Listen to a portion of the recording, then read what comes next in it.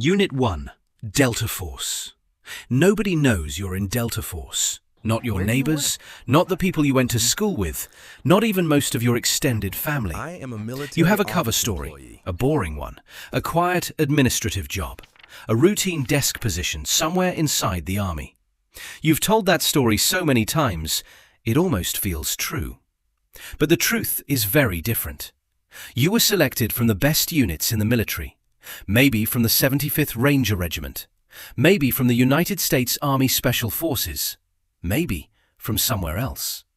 The selection process is so secretive that the Army officially avoids confirming the unit exists. But inside this building, everyone knows exactly why they're here. Teams are small, 4 to 6 operators. Ranks disappear. Nobody says sir, nobody says sergeant. You call each other by first names or call signs. Every person here has done things that will never appear in a report, never appear in a newspaper, never appear in a history book. Your equipment is just as specialized. Prototype weapons, next generation night vision, gear that hasn't even reached the rest of the military yet. You train with it so much that it stops feeling like equipment. It becomes instinct. An extension of your hands, your eyes, your movement. Then the mission brief arrives. Location, classified. Target, classified. Timeline, 36 hours. Tonight's mission is a hostage rescue. A fortified compound, 2 floors. Unknown number of armed men inside. Your team moves fast. Door breach, room clear. Hallway secure. Stairwell. 2nd floor. Target located. 4 minutes later, it's over. And no one outside that building will ever know how close it came to going wrong. Unit 2, 75th Ranger Regiment. If the mission needs speed, they call the Rangers. Not subtle, not quiet, fast, precise, overwhelming. That's the job of the 75th Ranger Regiment. Every Ranger begins the same way. United States Army Ranger School. 62 days. Georgia mountains, Florida swamps. 4 hours of sleep a night. About 1,500 calories a day. Not enough for the miles you march. Not enough for the weight you carry. By week 3, the exhaustion starts playing tricks on your mind. Shapes move that aren't there. Voices in the trees. Hallucinations. By week 5, something changes. You stop worrying about finishing. You stop worrying about pain. You just keep moving. Because the only thing worse than quitting is being the one who didn't make it. When you graduate, you join a force of roughly 3,500 Rangers spread across several battalions. They deploy constantly. Short rotations. Back home, then out again. Your duffel bag is never fully unpacked, half-packed, always ready. Because the call can come at any moment. Tonight, it does. Mission, airfield seizure. A C-130 roars through the dark. The rear door opens. Wind fills the cabin. Green light. You step out. Static line jump. The ground rushes up fast. You hit the drop zone and start moving. Objective, 800 meters. You run hard. You run fast. Within 12 minutes, the runway is secured. By the time conventional forces arrive, the hard part is already finished. Rangers take the door. Everyone else walks through it. Unit 3, United States Army Special Forces. You've been in this village for 47 days, long enough that people stop staring when you walk through the market. Long enough that the village elder pours you tea without asking. This is what Green Berets do. They don't just fight wars, they build them. The mission is called unconventional warfare. Instead of arriving with thousands of soldiers, you arrive with 12, an ODA team, Operational Detachment Alpha. 12 men, each one carrying more than one role: weapons, communications, engineering, medicine. Your medic can perform surgery inside a mud hut with no electricity. Your communications specialist can talk to headquarters from the middle of a mountain valley with equipment he assembled himself. Everyone here is cross-trained. Everyone here is essential. Because when you deploy alone. No big bases, no massive supply chains, just 12 men in a foreign country. To make that work, you become part of the place. You wear local clothes. You eat local food. You learn the language well enough to sit down with village leaders and understand what they're really saying. You don't just pass through. For a while, you belong there. Tonight is important.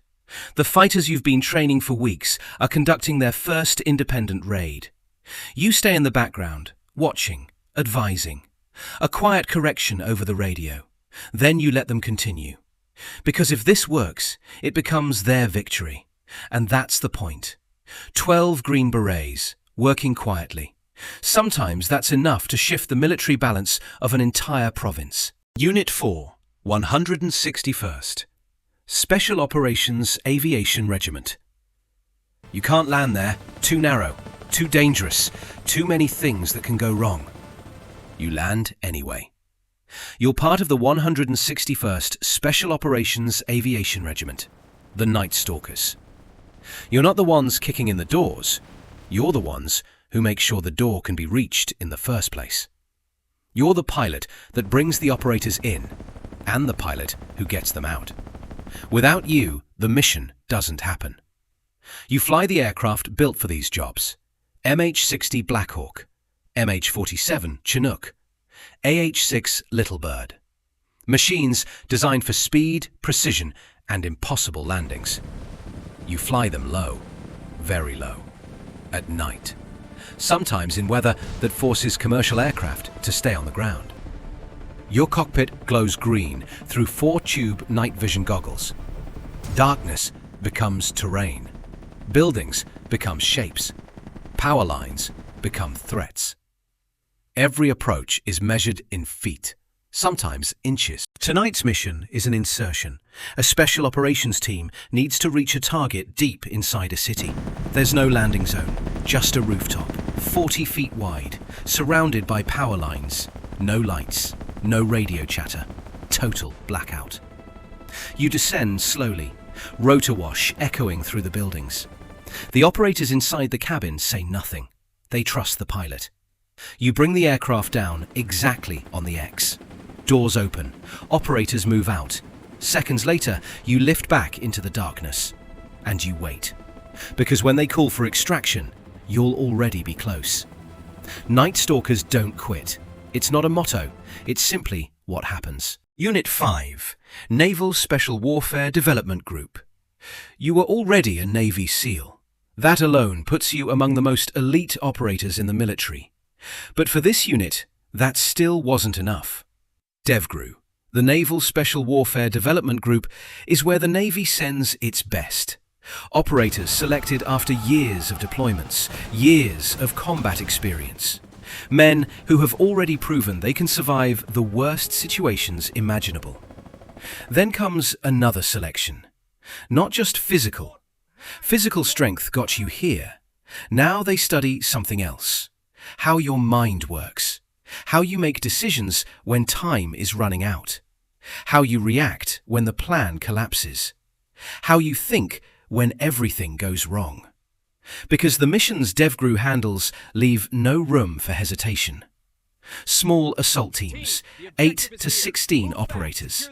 Every movement rehearsed. Every role understood before the helicopter even leaves the ground. The unit specializes in the most sensitive operations in the world. Counter-terrorism, hostage rescue, precision raids. Operations that governments rarely talk about. Sometimes they become famous. Like Operation Neptune Spear in 2011, the mission that located and eliminated Osama bin Laden. But most missions never reach the public. Tonight's operation happens far from land. A cargo vessel drifting through dark water. Hostages somewhere inside. Your helicopter hovers above the deck. Wind from the rotors tears across the ocean. You slide down the fast rope. Boots hit steel. Your team moves instantly. Deck secured. Entry point breached. Room by room. Stairwell. Second level. Hostages located. Threat neutralized. You've rehearsed this exact scenario thousands of times. Tonight, it's not training anymore. Unit 6, United States Navy SEALs. The water is 58 degrees. You've been in it for 22 minutes, long enough that your hands stop working the way they should, long enough that the cold starts creeping through your muscles. You're a Navy SEAL, not DEVGRU, not the famous unit everyone reads about, a regular SEAL team, which still means you're part of one of the most capable special operations forces on Earth.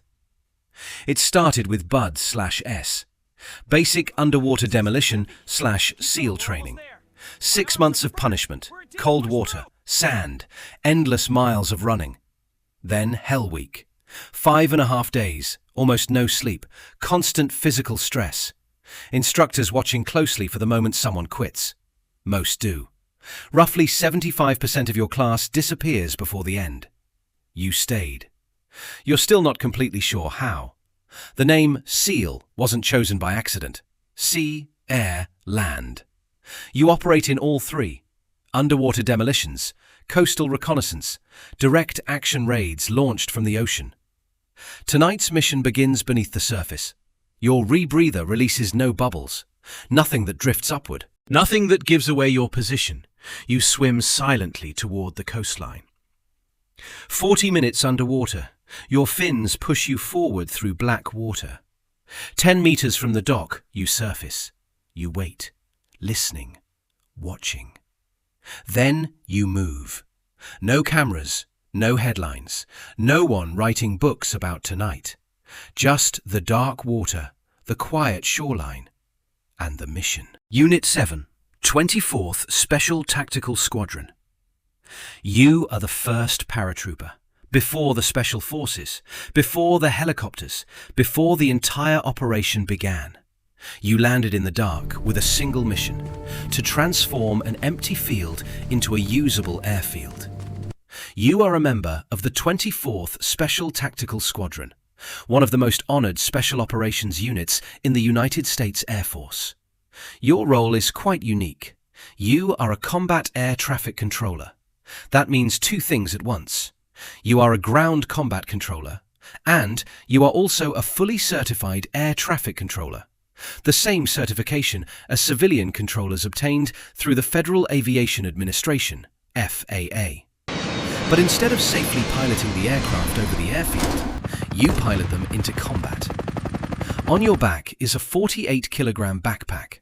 Inside it, radio equipment powerful enough to communicate with aircraft miles above you.